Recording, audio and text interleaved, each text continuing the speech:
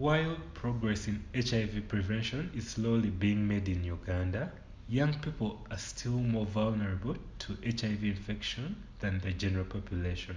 In Ugandan society, there is the belief that young people are not sexually active until 18 years.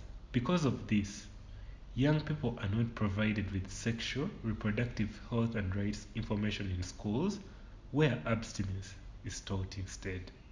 From our work, we know that young people can be sexually active from as young as 12 years old.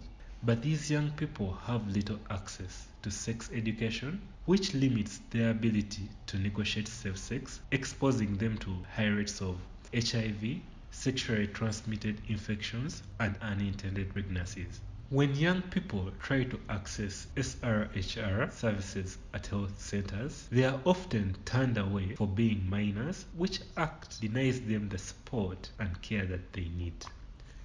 I met a young girl who told me, "I didn't know about HIV and AIDS growing up. When I was 19 years old, I got very ill, weak and depressed. My caregiver took me for a general blood checkup where I found out that I was HIV positive and pregnant.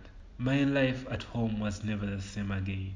When my family found out my status, I received continuous abuse and harassment by my relatives, fearing my life and the life of my unborn child. I ran away from home and now I live here on the streets." This story from an HIV positive young woman is not uncommon. Lack of information around HIV and SRHR causes stigma for women like Rita. When communities discriminate against HIV positive young people, you can see a child being pushed out of home, dropping out of school, and ending up on the streets. They are alone without access to treatment. Here, they can become vulnerable to risky behaviors such as sex work and drug use and crime. This deters them from receiving the health care that they need. And so on, the cycle continues. As an advocate, I hope to see a future where young people have equal access to quality and youth-friendly SRHR services in free and safe spaces where they are given support that meets their needs. As Public Health Ambassadors Uganda, we are working hand in hand with the community to increase awareness and information on the sexual health needs of young people so that together we prevent teenage pregnancies, early childhood marriages, HIV and AIDS, and sexual gender-based violence in the society.